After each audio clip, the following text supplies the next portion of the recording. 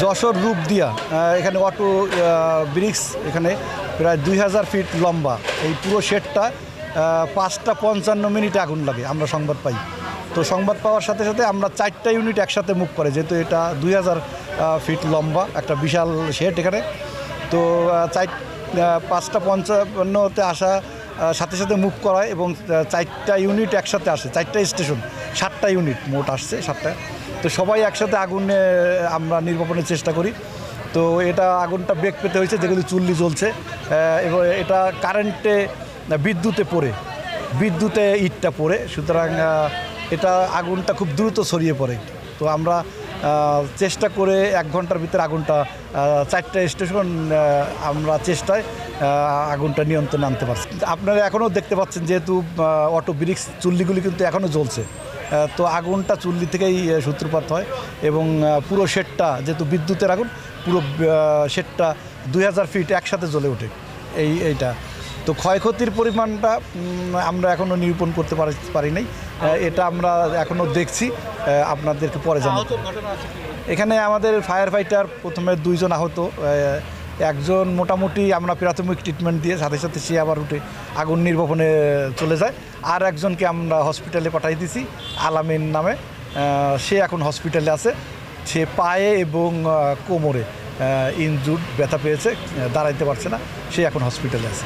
এটা তো আমাদের ফ্যাক্টরির প্রতিদিনের মতো আমাদের যেরকম কার্যক্রম চলে সেভাবে চলছিল। এটা আমাদের সামান্য একটু ত্রুটির কারণে আমরা কিছুদিন মেরামতের কাজের জন্য একটু অফ রাখছিলাম আর কি।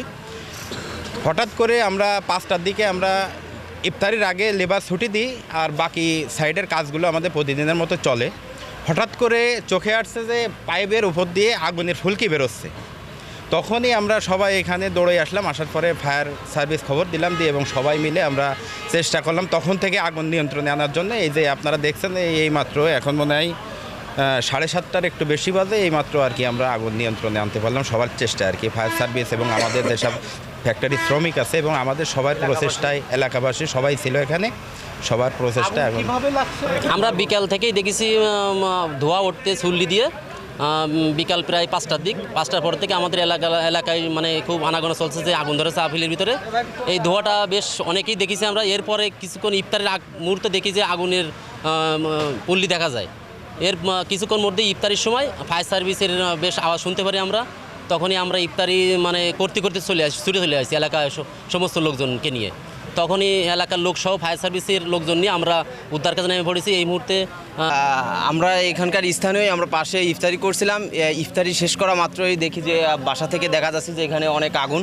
পরবর্তীতে আমরা এখানে আসার পর দেখি যে ফায়ার সার্ভিস ইতিমধ্যে চলে এসছে এবং ফায়ার সার্ভিস প্রথমে একটা গাড়ির সাথে সাথে আসছিল, পরে একটু নির্দিষ্ট সময় পরে আর ওদের আরও 3টা গাড়ি আসছে। মোটামুটি বেশ প্রথমে আগুনের মাত্রা অনেক বেশি ছিল, একটা নির্দিষ্ট সময় পরে যে তারপরে এলাকার স্থানীয় লোক ছিল, আপিলের যারা কর্মচারী আছে তাদের প্রচেষ্টায় আগুনটা এখন নিয়ন্ত্রণে আছে। ফায়ার সার্ভিসের একজন উপর থেকে টিনের উপর থেকে পড়েও গেছে, এটাই আর কি।